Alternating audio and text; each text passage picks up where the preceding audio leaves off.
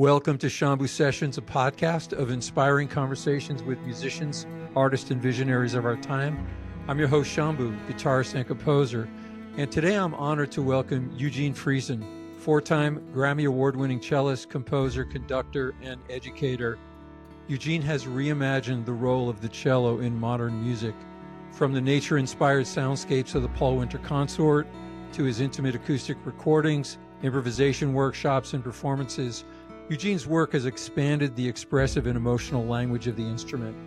Most recently, he's touring internationally with legendary songwriter Paul Simon, bringing his distinctive cello voice to new audiences around the world. I had the honor of recording and performing with Eugene on my first and second albums, Sacred Love and Dreaming of Now, and he also joined me for an Echoes Living Room concert, which appears on Ricochet, a collection available from Echoes Radio. Eugene is also artist in residence at the Cathedral of St. John the Divine in New York City and professor of music at Berklee College of Music in Boston. It's an incredible honor for me to welcome the great Eugene Friesen. Shambhu, I blush. That's a beautiful introduction. Thank you. Thank you so much. So I kind of wanted to start really early. What drew you to music? What drew you to the cello? And were you classically trained right from the start? Yeah, I would say so. I mean, my family was a family of musicians. My father was a sacred choral conductor, a church musician, and a teacher of sacred vocal music in a small Christian college in California where I was raised up. And so my first experiences with music were in the church. And then very quickly, my father chose the cello for me. And he kind of tricked me into it. He asked me what I wanted to play. And I made the gesticulations of a trombone player because I thought those were, much louder and also quite shiny. So I thought that would be a good choice for me. But he just kind of turned pale and said, okay, here's what you ask for when you get to school, a cello. And so growing up in middle school, high school, what kind of music were you actually listening to besides the classical repertoire? I mean, I had some older brothers who loved listening to the Righteous Brothers, Peter, Paul, and Mary came into my awareness as a teenager when I was about 13 years old. And that was the point when I decided that I wanted to have a life in music. But I That's was also unbelievable. studying the classics all along, mostly in school. Our family couldn't really afford cello lessons, so it was a while before I began to actually have private cello instruction. And did you attend college on music? Oh yeah. Tell me Yeah, about well, that. I grew up in Fresno, California, so I went to Cal State Fresno and then Northridge State University, which is also a California State University. And then from there went back east to study at the Yale School of Music, where there was a cello teacher that I was very excited about, Aldo Parizo from Brazil. And that turned out to be a fantastic thing. The years at Yale really exposed me to a different standard of music making, different types of repertoire, contemporary, avant-garde, stuff like that. And but also, I mean, Mr. Parizo, my teacher, did these summer workshops in Brazil. So I went with him the first year as a student, and second year as one of his assistants. And that's where I really first was imbued with Brazilian popular music. And that too, after years of classical training and tons of auditions and stuff like that, that's what kind of inspired me to take a left turn with my music. When did you start developing your own voice? Well, what a wonderful question. I mean, I guess I do have my own voice. I really think of it that way. I think you do. It just seems to be what happens when I sit down with the cello. But I think it was, shortly after I got out of music school, I got an invitation from the band leader and saxophone player Paul Winter to come play in his ensemble. And that's when the whole issue of having a kind of singular creative voice began to kind of take shape in my imagination. And it was really Paul Winter who really encouraged that and even demanded it, actually, from the players in his group, a kind of personal sonic signature to everything we play. And so that's when it started. So playing with Paul Winter, you kind of expanded into nature-inspired music, a lot of improvisation, right? Yeah, definitely. And the experience with Paul Winter kind of came about this way. I mean, when I was still at Fresno State, Paul came through on tour with his early consort, that great consort with the members of the Hmm. group that came to be Oregon, Paul McCandless and Ralph Towner, Colin Walcott and Glenn Moore. And the cellist was David Darling. And he was doing an improv workshop at the college in California where I was going. And I went there and was just really, really excited to jam with these guys. We did this kind of brand of free improvisation, which I have come to really, really appreciate as kind of a way of opening the creative potential for us classical musicians, because it's not really related to any key signature or time signature. It can be very, very textural at first. And I just found that there's something in my spirit just was feeling so happy to play with these guys and to make music in kind of this abstract way. And that was really the first time that I felt like that there was music speaking through me. And 5 years later, Paul invited me to join the band. And that's been going on since Since quite a then, long time. yeah, 47 years now. Yeah, and part of the experience of Paul Winter's music is the element of nature, and that's something that really comes through your music a lot. Talk to me about that kind of element, um, that you try to flow through your music, and how you connect with that. When I first joined the consort, one of the early experiences was going down to Baja California on a whale watching trip, and had a bunch of non-musicians on the trip. But then part of the lure to for these people was that they would be on this trip with Paul Winter and his band. And so that was really the first time I had been outdoors for more than a couple of days at a time. So we were out there next to the water, in Baja for about a week, and it was absolutely life changing. Not only to be outside all that time, but also to be around these gray whales that come there in February to give birth to their baby whale calves. And I think what we all discovered is that just holding the kind of image of these majestic creatures and being in their presence was something that seemed to have an effect on our improvisations and in our imaginations. Working with the consort was also kind of an expression of global music too, which probably touched back on your Brazilian experiences. Exactly. Yeah. I mean, I loved the music of Brazil then, but I still had not been, having just gotten out of music school, I hadn't really been exposed to anything that we would call world music today. And so playing with Paul has meant having collaborations with drummers from all over the world and vocalists, as well as musical traditions from all over the world. And in each case, being able, given permission to kind of absorb these things lovingly and being drawn to the beauty of musics from different parts of the world, but then given license to kind of, I want to say interpret it, but when I approach some of this music and give my cello free rein to it, it just turns out with my own kind of personal stamp, and I think that that's something that we just can't help doing. And that was, we had license to do that, to kind of just to see what our response would be given our individual musical backgrounds. Of that. And it was also the experience of playing in an ensemble, in a free spirited improvisational approach.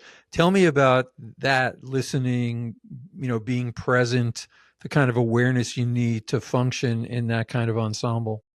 Yeah, well, I mean, I think this is something you know very well, Shambhu, that there's a quality of conversation, when you're in a band of people who you love and who you trust, and that quality of listening and the openness that you have to your colleagues is something that also just brings new things out of us. So it's a complete delight, and it's in a way it's so much easier to play creatively inside of an ensemble like that than it is just sitting at home in your home studio.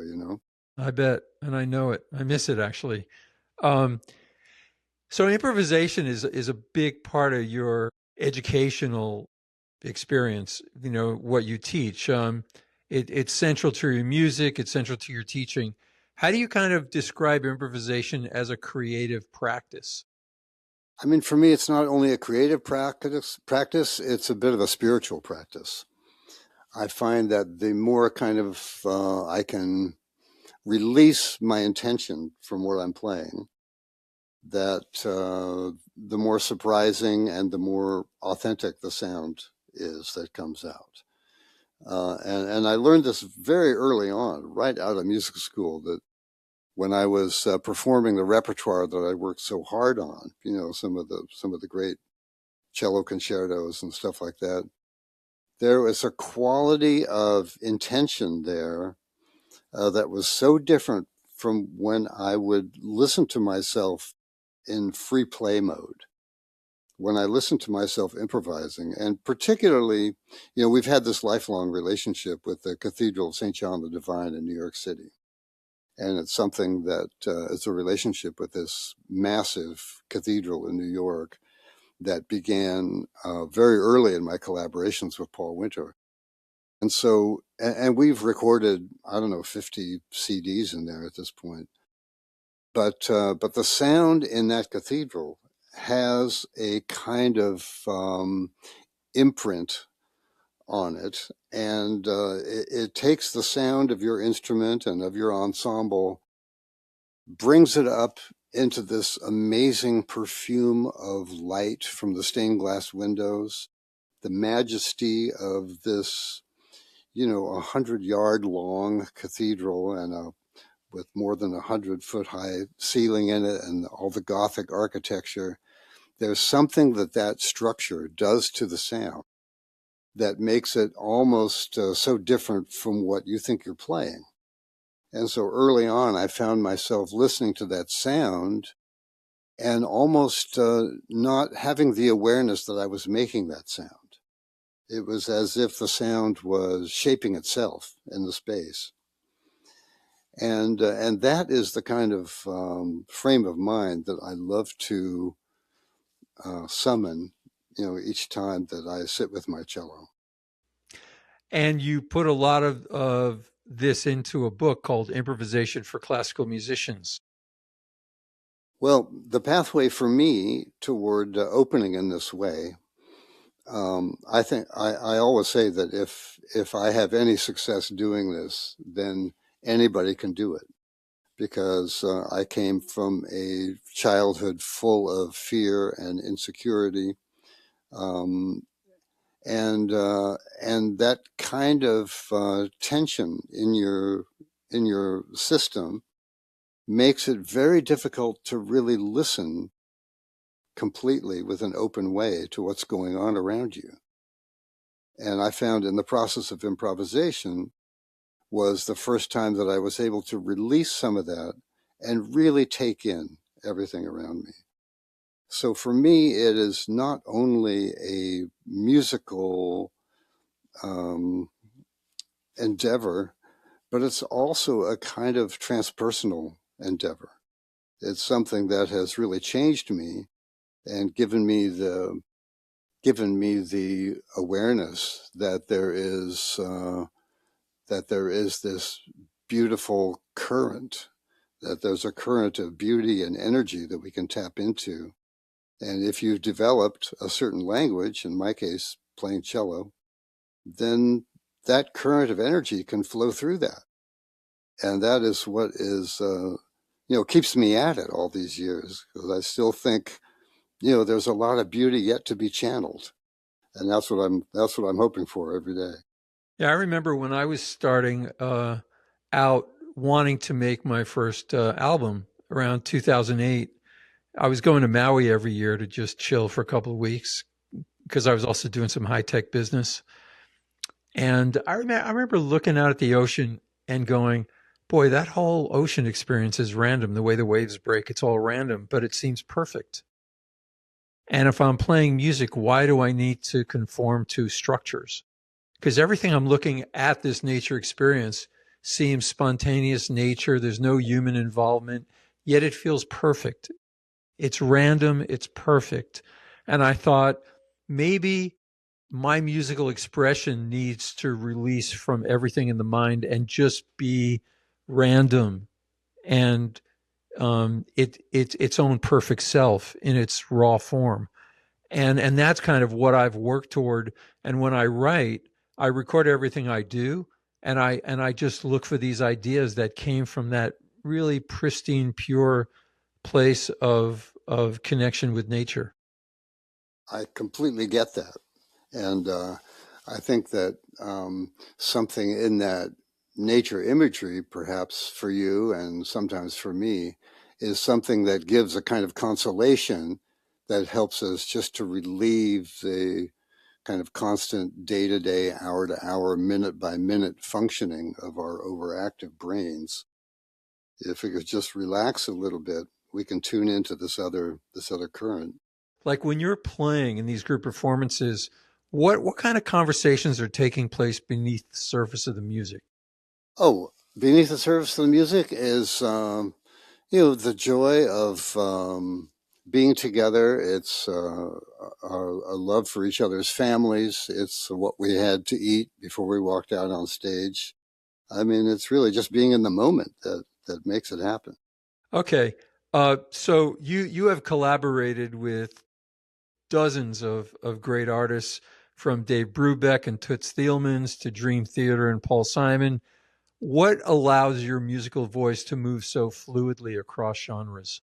I would simply say that there is a quality of just affection, and I mentioned it earlier, we're talking about just the allure of beauty, and to really feel the beauty in all these collaborations is seems so easy. And then it's simply a matter of sometimes there's a bit of work to absorb some specific musical language from a collaborator or a specific song or something like that. But most of the time, I mean, as a result of the kind of practicing that I've been doing for a long, long time, where you don't really study specific songs so much as you do the elements of music and absorb, how music is put together, that you find that there is a great kind of global commonality to so many different kinds of music. And so then it's just a matter of the kind of energy that you get in the personal relationships with the artists, and a love for the beauty. And then very often we will come up with something where the cello seems to work. And I've come to appreciate the fact that the cello can't do everything, but it can do what it does, beautifully. I had that Thank experience you. last year actually with the Paul Simon tour, because we were Paul wanted to put together an ensemble that just was not loud. He's had some issues with his hearing over the past few years. And so his idea for this tour, which is called A Quiet Celebration, it was to create an ensemble that could really function acoustically, even though, have great drummers, percussion, 3 or 4 guitars and stuff like that. So it's a big band. It's an 11-piece ensemble. But he wanted everything to be kind of quiet on stage so he could literally just function. And so one of the first ideas was to not have a bass player, and I brought my cello and I also brought my electric 5-string cello, which has a low F string, which is a very satisfying bass register. And I played that on a couple of the tunes, but I play bass like a cello player. I don't play bass like an African bass player. So it wasn't too long before we realized we needed a bass player with that band. And which is great, because then I got to really be a cello player in the band and contribute to things that the cello does really, really well. So there's an element of flexibility, but in the end, it's really the music that tells us, what's working. So that's always our focus is, what is the song trying to tell us? And of course, you've spent a lot of time working with Will Ackerman.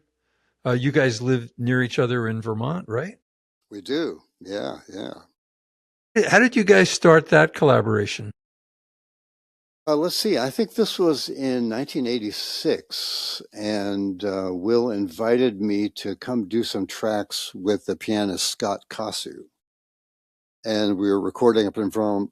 I lived, at that point, I lived down in Delaware, actually. And I came up and I loved it in Vermont. And, that record just turned out so beautifully. And that was the first time I worked with Will. And then he started inviting me to play on some of his other projects that he's produced. But yeah, 1986, so that's 40 years, right? And I love working with Will. He's somebody who always surprises me in terms of what works for him, and what works for him as a producer is unfailingly something simple and graceful. And very often, it's my plan Z is to do something simple. And so I've learned a lot from Will in terms of just, again, listen to the song and serve the song, not how great you think you are. What I love about, first of all, I was so honored to witness you putting your brilliance on some of my songs. I remember on the first album I did, Sacred Love, you played on a couple of tunes, and I'm going to put a link to one of the videos that I did in this podcast description. But I was just so blown away to have your sound on my music, which instantly elevated it. Well, I'm proud of those tracks, Shambhu, because the songs are beautiful. And also the space that you left for the cello was absolutely right. So it all lined up. Thank you. And I remember something that I loved about those sessions was we were creating on site. We were creating, hey, what if the cello did this? What if the cello did that? And then you'd go in there and sometimes lay down double and triple track parts in 3-part harmony on a song. And it just made it into magic for me. Absolutely. What a great honor that was. It's amazing how often that can happen. And I remember one time, I know it's tacky to quote yourself, but this, again, something that just fell out of my mouth kind of improvisationally. I can't take credit for it. I was doing a session in New York with a singer-songwriter, and she had sent me the tracks beforehand and sheet music and stuff like that, all of which I had immediately lost. And I showed up the session, having no idea what was going to happen. And the session went really well. And afterwards, she asked me, wow, you must have really studied those things. And I had to be honest with her. I thought, I'm terribly sorry I lost them immediately after you sent them. I said, but fortunately, there's no substitute for a genuine lack of preparation. Great line. Hey, do you have perfect pitch? The good news is that can be cultivated. Yeah. You don't have to be born with that. There's a lot that can be cultivated. And most of the work that I do as an educator is in cultivating those skills. It's really how to listen and have these things make sense. What you hear, that you have a kind of knowing about what you're hearing. And at Berklee College of Music, you teach cello with an emphasis on improvisation, rhythm, and technique. Tell me kind of your approach with students who are just coming right out of high school. Well, I mean, what I've seen at Berkeley is has been really mind blowing to me as a classically trained musician because I have to admit that when I first started teaching there 27 years ago, I had a bias about the classical training, especially on cello. You know, that you really needed to have that kind of foundation in order to play the instrument with ease and accuracy up and down the fingerboard, you know. And that just got blown away because I met some young players who had backgrounds in going to fiddle camps and stuff like that, you know, and their technique very often was wrong, but they had a musical flexibility and an ability to get around on their instrument and make it dance. You know, that was just that I learned a lot from actually. So that has been great. Other times, you know, there are players who come, as you say, from high school who might have played in bands. Most of them have on cello have just had classical private lessons, you know, and maybe done the Suzuki method, you know, which is a great way to start for younger players. But the entryway into improv, in other words, just getting them to play, is the same in my teaching as it was for me, and that is through free improv. You know, just to create this context where it's really about having a conversation with sound. And it's nothing about making good sound. It's not about making quote unquote good music. It's just about responding spontaneously to what you hear around you. And then once the kind of fear of playing your instrument spontaneously like that is calmed down, then you can begin to fill it in with some information. You know, this is what a pentatonic scale is, and this is how you use it. These are what the keys are. If you can stay inside your key, if you know what key you're playing in, that makes it a lot easier. You know, this is a 5/1 cadence, and it's so common in music, and here's how you deal with that in all 12 keys. You know, this it's not rocket science, but it's just like I say, it's a slow process of just making friends and being able to recognize, making friends with what you hear and being able to recognize what you're hearing. And at Berkeley, have you encountered some students that have just a heavily focused classical training versus others that have engaged with more jazz music, which automatically includes a lot of improvisation and listening? Yeah, I mean it's an amazingly diverse environment at Berkeley and Boston. You know, there are kids from all over the world. We have a huge percentage of international students, something like 45%. And so we now have experts in Middle Eastern music and African music, Brazilian music, Korean folk music, Chinese music. I mean, it's all over the world. It's not just, you know, what you hear at the Grammys. There's this entire Thank God. entire multi-layered dimensionality of what the world actually sounds like. And we have that on the faculty and we have that among the students. And the students are encouraged to kind of graze. You know, we've got, even in our string department, which is one of the smallest departments at Berkeley, we have these kind of very accomplished teachers from the different traditions. And you're encouraged to study with an old time teacher one semester, bluegrass, you know, and then Middle Eastern music, and then Turkish music, and then Chinese guzheng music, and you know it's all there. So it's like this incredible open meadow, and you're allowed to graze freely. And eventually, I think the idea is that you absorb these flavors and you absorb the attitudes from your teachers. You know, there's a lot that goes on through osmosis. And gradually, the theory is that through emulating these various traditions and sounds and attitudes, that you come to more clearly understand what you personally value, and your own voice can begin to emerge. So you're not creating cookie cutter musicians. You're trying to bring out the best versions of who they are. Sometimes I think we're not teaching music at all. We're just teaching creativity. We're teaching flexibility and creative thinking, creative problem solving. I remember when I was teaching college at 20 years old, I was teaching at Five Towns College when it first opened on Long Island. I was the jazz ensemble teacher and the guitar teacher. And for my jazz ensemble class, I remember just sitting at the piano, putting both hands on the piano and going, boom. And I said, start there. Deal with You that. deal with that and be creative off that. Everything is fully available to you. Yeah, that's a good idea. And of course, I'd been listening to Cecil Taylor at the time, who was just Good way choice. out there.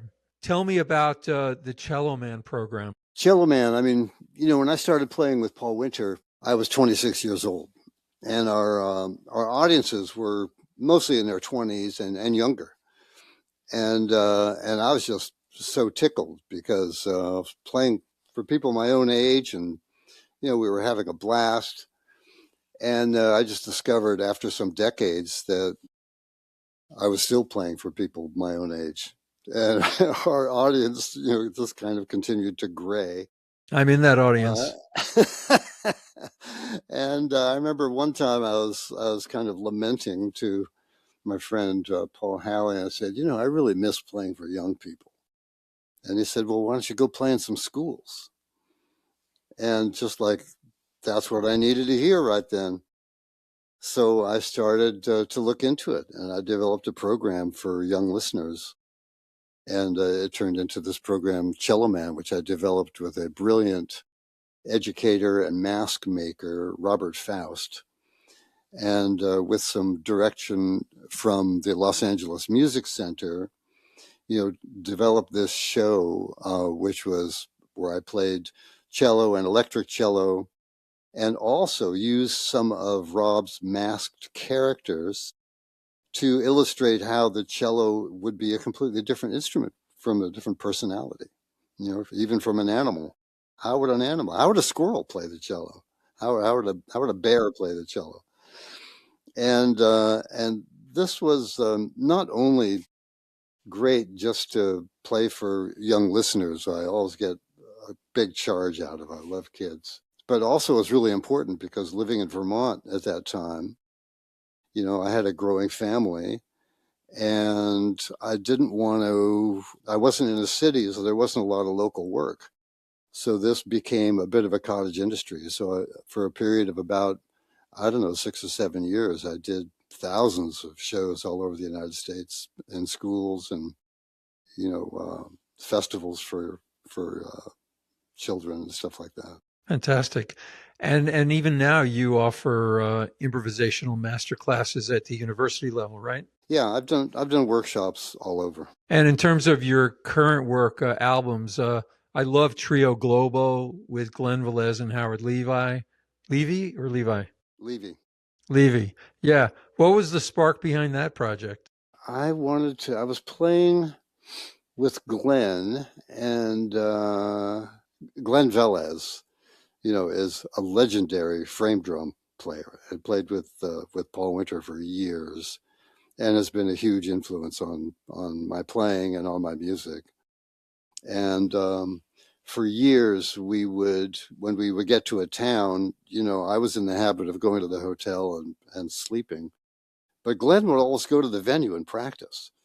And so I started doing that too. And since there were sometimes not separate practice spaces, I would sit with Glenn and just try to absorb what he was practicing and try to get into it. And at one point, Glenn suggested getting together with Howard, who he had done some duo work with. And actually, before Howard sent some music, and we met actually in a recording studio in Southern Connecticut. And the very first thing we played, it's one of Howard's pieces, turned out to be the opening track on our first CD, Trio Globo. So it was pretty much just instant combustion with that group of three, and they have become my kind of graduate school, since we first played together some 30 years ago. Are you still touring with them or plan to?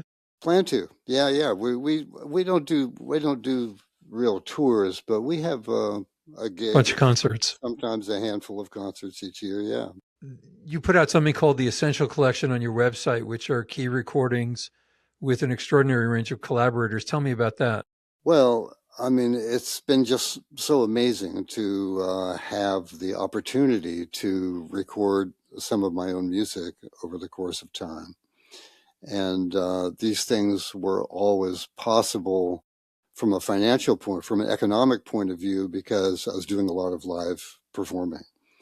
And so in the days when people listened to CDs, we were able to print a few thousand CDs and then sell them at the concerts, and that usually paid for the production and put a little, expense money in our road money into our pockets too. So that has been just a great privilege to be able to really get to know that process of writing for people who you care about, and also, this process that I lovingly refer to as improvisation, where you bring a sketch of something to people, and let's say Howard and Glenn, and just listen to it as it absolutely changes shape and sprouts wings. To hear players bring their genius to the music is just magic. I have experienced that. You know this, yeah. You know going into going into the studio with an ensemble to play music that's never been played before, and you're hearing these guys interpret the music, and the first thing is like, oh my God, what is that? The second thing is, holy cow, I'm hearing magic. Yeah, and after a while, you can't really take credit. Exactly. You might be the listed composer, but my gosh, exactly. So cool. So, like, after such an incredible career, wide-ranging, diverse, what continues to inspire you to dive deeper into your instrument and into the creative process? Well, the creative process is, as I mentioned earlier, very akin to my ideas about, who I am as a spiritual being, and having the openness to receive this music remains a big goal for me, and a daily one. So for me, that means, a certain responsibility to stay in shape physically, to kind of, stay flexible in my body and in my mind, and to keep at it. And I find with the cello particularly that I have to devote more time to the cello now on a daily basis than I did as a younger player. I just find that it just needs that. I understand that. I do. I mean, when I take breaks, it takes a lot more time to recover, to get back into performance shape. I think it's just the way the body goes. Such an honor to chat with you. I could go on for hours, but is there anything you want to talk about that we haven't covered? No, I don't think so, Shambhu. This is great. Really, really good to catch up with you, and I really appreciate your curiosity about these things. So thank you for the conversation. Thank you, my brother. So my thanks to Eugene Friesen for joining me today. Eugene's artistry reminds us that music is not about virtuosity alone, but about presence, generosity, and listening. You can learn more about Eugene Friesen at eugenefriesenmusic.com. His book, his recordings, and current tour schedule are all there. See the link in the episode description. I'll also include a link to my recordings with Eugene and a YouTube video that captured our sessions. I'm Shambhu, and until next time, stay open, stay inspired, and keep listening.